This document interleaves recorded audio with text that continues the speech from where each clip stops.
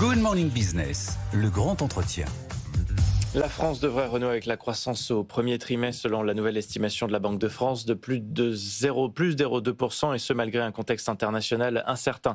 Bonjour Olivier Garnier. Bonjour. Merci d'être sur notre plateau. Nous sommes avec Raphaël Legendre. Bonjour Olivier Garnier. Vous interrogez. Vous êtes chef économiste de la Banque de France. Ce redémarrage, vous l'expliquez notamment par l'effet post-Jeux Olympiques qui avait un petit peu fait souffrir l'industrie et les services marchands du pays. Alors notre enquête, elle a été menée comme chaque mois, à la fin du mois. Donc là, c'était entre le 27 mars et le 3 avril.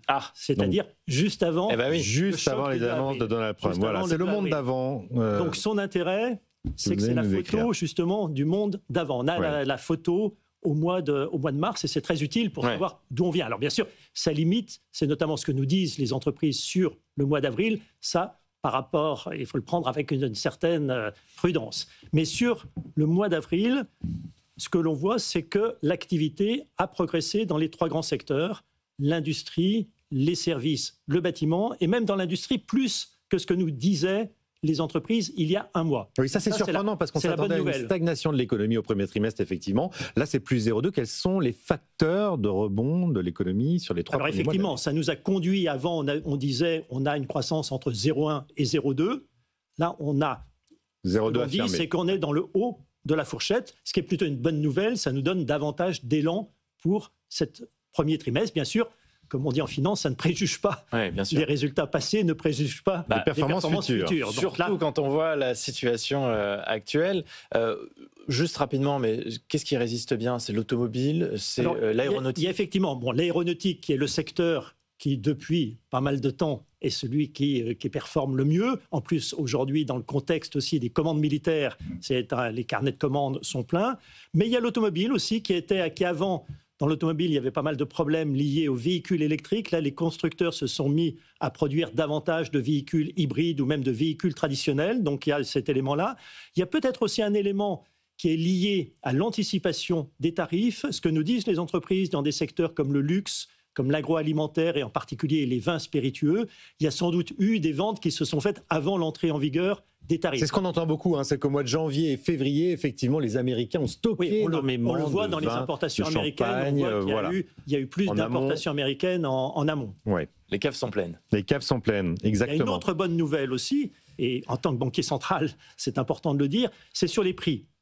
Parce que ce que nous disaient déjà les entreprises, c'est que dans l'industrie et dans le bâtiment, on était revenu à la situation normale, on pourrait dire, d'avant Covid et d'avant la vague d'inflation. Ce n'était pas encore complètement le cas dans les services. Aujourd'hui, ce que nous dit l'enquête de mars, ce que nous disent les entreprises, maintenant, on est revenu à la situation d'avant Covid. Quand on compare, par exemple, le pourcentage d'entreprises qui ont augmenté leur prix au mois de mars dans les services, il est de 9% en mars. Il y a un an, c'était 13%. Oui. C'est quoi le moteur? C'est principalement la baisse de coût de l'énergie. Là, c'est le retour, je dirais, c'est l'action. Et là, c'est important de notre point de vue. Ce que l'on voit, c'est que maintenant, ça nous conforte dans l'idée que les banques centrales ont gagné la bataille de l'inflation. Dans la zone euro, ça accroît notre confiance que l'inflation va revenir durablement au voisinage de 2%. Oui, on est même très loin. En début d'année, on était à février 0,7. Et c'est une bonne nouvelle pour le pouvoir d'achat des salaires, et ça, c'est aussi un soutien pour l'activité. Alors ça, vous l'avez très bien dit, Olivier Garnier, c'était le monde d'avant. Depuis le 4 avril, nous avons le Big Bang, la guerre commerciale. C'était le monde il y a une semaine. Exactement, c'était il n'y a pas si longtemps que ça, c'est vrai. Le monde d'après, à quoi il ressemble? Comment, quand on est chef économiste de la Banque de France, on appréhende ce changement majeur, et puis ces changements de pied aussi, parce que tout ça n'a pas atterri encore. Oui, alors premier élément, je crois, il faut bien différencier entre les États-Unis et le reste du monde. Il ne faut pas oublier ça, c'est que c'est un choc beaucoup plus important pour les États-Unis que pour le reste du monde. Les importations américaines de biens, celles qui vont être sujettes à ces droits de douane, c'est environ 12% du PIB américain. C'est 4 fois plus important que les exportations de l'Europe vers les États-Unis. Donc la première victime, je dirais, ce sont les États-Unis. C'est le consommateur américain, notamment. Oui, et on n'est pas du tout, vous voyez, c'est pas du tout comme si c'était une bataille bilatérale. Quand vous êtes dans une bataille bilatérale, là, les deux camps sont à peu près également touchés, ou même les États-Unis pourraient dire on est moins touchés parce qu'on a un déficit. Mais là, comme ils ont choisi de taxer l'ensemble du monde, finalement, ce sont eux qui sont les premiers touchés. Ça veut dire que ça pourrait être un avantage pour nous, Européens?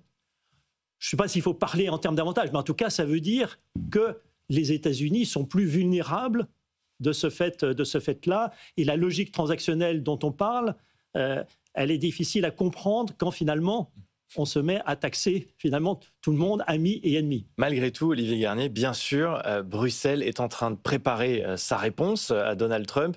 Il y aura forcément des conséquences derrière, potentiellement aussi une petite vague d'inflation, un retour de l'inflation alors que ça s'était bien calmé. Ça va être des éléments difficiles à prévoir. Alors là aussi, il faut bien distinguer entre les États-Unis et l'Europe, par exemple. Clairement, aux États-Unis, là, c'est un choc négatif d'offres, c'est-à-dire c'est un choc, ce qu'on appelle stagflationniste. Ça fait à la fois moins d'activité et plus d'inflation. Dans le cas de l'Europe, c'est plutôt un choc négatif de demande, puisqu'on peut moins exporter. C'est un choc qui n'est pas a priori inflationniste. Alors, ce qui aurait pu éventuellement jouer dans le sens inflationniste, c'était si, comme on pouvait s'y attendre au début, comme pas mal de gens le prévoyaient, le dollar allait s'apprécier pour compenser le renchérissement des importations américaines. Or, aujourd'hui, qu'est-ce qu'on voit ? Ce n'est pas le cas. Au contraire, l'euro, aujourd'hui, c'est plutôt apprécié face au dollar. Donc, ce qui veut dire que ça réduit fortement le risque de ce type-là, inflation importée. Dans le cas de représailles, ça va porter finalement sur une petite portion des importations, en ciblant aussi des biens pour lesquels il y a des possibilités de substitution. Donc, finalement, de notre point de vue, il n'y a pas d'effet inflationniste à attendre en Europe. Il y a même à court terme. C'est très important ce que vous nous dites, parce que c'est une crainte généralisée, cette montée des prix et de l'inflation. Aujourd'hui, vous nous dites à la Banque de France, à court terme, il n'y a pas de risque de montée des prix avec les hausses douanières. Tout à fait, oui. Ouais, c'est plutôt contre-intuitif. À moyen terme, c'est peut-être une autre histoire. À moyen terme, il y a aussi, il faut prendre en compte le fait que, alors ça va dépendre aussi de l'évolution des tarifs, mais il y a aussi un effet négatif sur la demande. Normalement, quand il y a moins de demande, ça réduit aussi les tensions sur les prix. Et en termes de croissance, est-ce que on peut d'ores et déjà évaluer, toutes choses égales par ailleurs, avec le scénario qu'on a sous les yeux aujourd'hui, c'est-à-dire 20% sur les produits européens, l'impact sur la croissance européenne en général et en France en particulier ? Alors, il y a des tas de calculs qui sont faits. Bon, comme vous l'avez dit, il y a une grande incertitude sur finalement la durée pendant laquelle sont maintenus ces tarifs-là. Clairement, je l'ai dit, c'est un effet négatif sur l'activité. Dans notre prévision du mois de mars, on avait dit si ces tarifs-là sont maintenus pendant une période durable sur l'Europe, ça peut faire à l'horizon 12-18 mois moins 0,3 points de PIB. Mais je crois qu'il faut se garder de calcul toutes choses égales par ailleurs. Parce que finalement, on n'est pas dans un monde de toutes choses égales par ailleurs. Le pétrole, par exemple, a baissé drastiquement. Lorsqu'on avait fait nos projections en mars, son prix était aux alentours de $75 le baril. Ah oui. Aujourd'hui, il est à $63 et en plus, si vous le convertissez en euros, ça abaisse encore son coût. Ouais. Il y a aussi l'économie française, on en a parlé au début, elle débute l'année avec un tout petit peu plus d'élan que ce qu'on anticipait initialement. Donc, nous referons, d'ailleurs, dans notre cas, on refera le moment venu. Rappelez-nous la prévision de croissance annuelle pour l'instant pour la France. Elle est de 0,7% et nous mettrons à jour cette prévision selon le calendrier habituel au mois de juin. J'espère qu'à ce moment-là, on y verra un peu plus clair. Olivier Garnier, on sait depuis ce matin que Donald Trump appliquera les droits de douane de 104% sur les produits importés de Chine. On le dit depuis plusieurs jours, Bruxelles surveille les importations chinoises en Europe parce qu'il y a un risque qu'on se détourne des États-Unis, les Chinois se détournent des États-Unis pour alimenter le marché européen. Ça aussi, ça va être un élément important pour voir si la croissance et les entreprises françaises continuent à prospérer face à des produits qui sont tirés vers le bas, justement, par ces produits qui nous viennent de Chine. C'est d'ailleurs un élément supplémentaire par rapport à la question précédente sur l'inflation. Ça, c'est aussi un facteur désinflationniste du point de vue de l'Europe.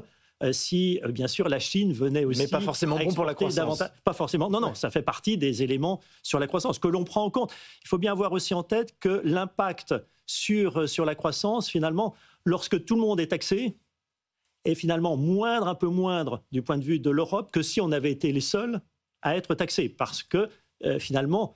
une sorte de level playing field fiscal. Tout à fait. Ce qui aurait été gênant si, par exemple, on avait été les seuls à être à 20% ou alors les autres à 10%. Là, il y avait un impact supplémentaire. Là, c'est plutôt pas le cas, mais c'est vrai qu'il y aura aussi, là, il faudra être vigilant là-dessus. La Commission européenne est attentive. Il y a des dispositifs qui existent dans le cas où il y aurait des phénomènes de redirection du commerce avec un flux et notamment des produits venus de l'Asie. Notamment les produits venus d'Asie.